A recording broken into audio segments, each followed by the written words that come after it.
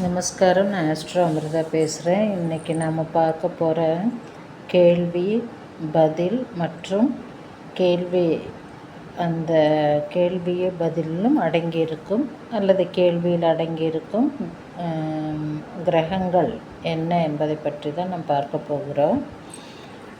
இன்றைய கேள்வி என்னவென்றால், ஜாதகம் நியூமராலஜி இரண்டில் எதன் அடிப்படையில் நாம் குழந்தைகளுக்கு நாமகரணம் சூட்ட வேண்டும்?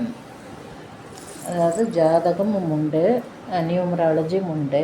இந்த இரண்டில் எதை நாம் அடிப்படையாக வைத்து குழந்தைகளுக்கு பெயரிடுவது என்பதுதான் கேள்வி.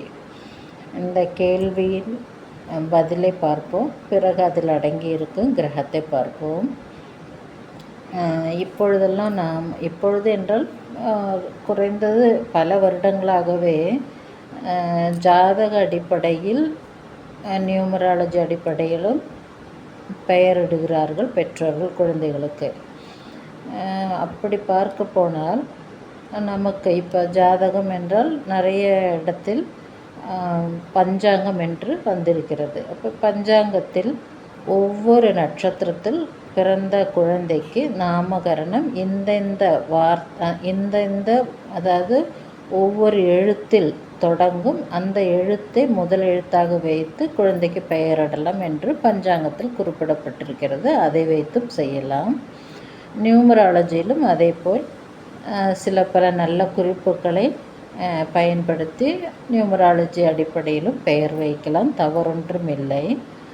ஆனால் முறைப்படி பார்க்க போனால், அதாவது நாம் சொல்லுவோம் இல்லையா, மனிதர்கள் அடிப்படையிலே பார்க்க போனால் நம்முடைய பெற்றோர்கள், நம்முடைய குடும்பத்தில் பெரியவர்கள், பெற்றோருக்கும் பெரியவர்கள், அதாவது குழந்தைக்கு தாத்தா பாட்டி அல்லது கொள்ளு தாத்தா கொள்ளு பாட்டி இப்படியெல்லாம் இருந்தால் முதலில் அவர்களின் விருப்பம் என்ன என்று நாம் தெரிந்து கொள்ள வேண்டும்.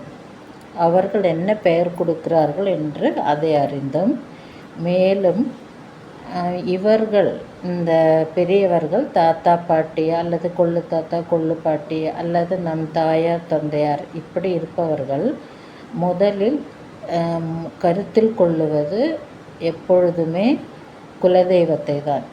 எனவே நிறைய குடும்பங்களில் குலதெய்வ கோவில் சென்று அங்கு அந்த ஆகம விதி, அதாவது கோவிலின் விதிப்படி அல்லது கோவிலில் பூஜாரி, இந்த குலதெய்வத்திற்கு என்று பூஜாரி இருப்பார் இல்லையா, அவரிடம் கேட்டு பெயர் வைப்பார்கள். அல்லது சில குடும்பங்களில் தாத்தா பாட்டி அல்லது கொள்ளு தாத்தா கொள்ளு பாட்டி அவர்கள் குலதெய்வத்தை நினைத்து கொண்டு எந்த பெயரை சூட்ட சொல்கிறார்களோ அந்த பெயர்களை சூட்டுவது மிகவும் நல்லது. ஏனென்றால் அது பெரியவர்களின் ஆசீர்வாதம் அல்லது குலதெய்வத்தின் ஆசீர்வாதத்தோடு அந்த பெரியவர்கள் கொள்ளு தாத்தா கொள்ளு பாட்டி அல்லது தாத்தா பாட்டி அல்லது தந்தை தாயார் இந்த மாதிரி அவர்கள் குலதெய்வத்தை அடிப்படையாக கொண்டு பெயர் சூட்டினால் அந்த பெயர் மிகவும் உச்சிதமான பெயராகவே எடுத்துக்கொள்ளலாம். ஒருவேளை குலதெய்வம் தெரியவில்லை, எங்களுக்கு அந்த மாதிரியெல்லாம் தற்போதைய நாகரீகப்படி அப்படிப்பட்ட முறைகளெல்லாம் எங்களுக்கு தெரியாது என்று சொல்லும் பெற்றோர்கள் ஜாதக அடிப்படையிலோ நியூமராலஜி அடிப்படையிலோ தாராளமாக பெயர் வைக்கலாம், தவறொன்றுமில்லை. ஏனென்றால் அதிலும் ஜாதகத்திலும் சரி நியூமராலஜிலும் சரி அதிலும் பல நல்ல அதாவது கை தேர்ந்தவர்கள் ஜோதிடர்களும் சரி, நியூமராலஜி பார்க்க ஜோதிடர்களும் சரி, அவர்கள் கை தேர்ந்தவர்கள் அவர்கள் குறிப்பிடப்படும் பெயர்களும் நிஜமாகவே நல்ல ஒரு பெயர் புகழ் அந்த குழந்தைக்கு உண்டாகும்படியான பெயரைத்தான் சூட்டுவார்கள்.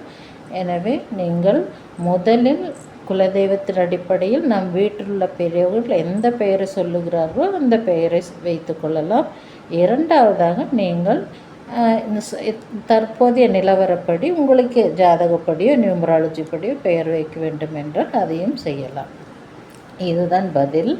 அந்த கேள்விக்கான பதில் சொல்லிவிட்டாச்சு. இப்பொழுது அந்த கேள்வியில் அடங்கியிருக்கும் கிரகம் என்னவென்று பார்த்தால், மீண்டும் ஒரு முறை சொல்லுகிறேன். ஜாதக நியூமராலஜி இரண்டில் எதன் அடிப்படையில் பெயரிடுவது நல்லது? பெயரிட்டால் தான் நம்மளுடைய அடையாளத்தை பிறருக்கு காட்ட முடியும். இந்த பெயருள்ள இந்த குழந்தை, இந்த பெயருள்ள பெண் குழந்தை, இந்த பெயருள்ள ஆண் குழந்தை என்றெல்லாம் பெயரிடுகிறோம் இல்லையா? அது புதனை குறிக்கும். மேலும் ஜாதக நியூமராலஜி என்றாலுமே புதனை குறிக்கும். இரண்டில் எதன் அடிப்படையில் பெயரிடுவது என்றால், இரண்டு என்று சொன்னாலே அங்கு இரட்டை தத்துவம் என்றாலும் அங்கு புதனை குறிப்பிடும். எனவே இந்த கேள்வியில் அடங்கியிருக்கும் எல்லா அதாவது சொற்றொடரிலும் புத கிரகம் மட்டும்தான் இடம்பெற்றுள்ளது. எனவே இந்த கேள்வி முழுவதும் புத கிரகத்தின் அடிப்படையில் வருவதால் இந்த கேள்வியில் அடங்கியிருக்கும் கிரகம் புத கிரகம்தான். எனவே இந்த வீடியோ உங்களுக்கு பிடித்திருந்தால் மற்றவருக்கு ஷேர் செய்யும். அதேபோல் சப்ஸ்கிரைப் செய்ய மறக்க வேண்டாம். Bye from ஆஸ்ட்ரோன்றது.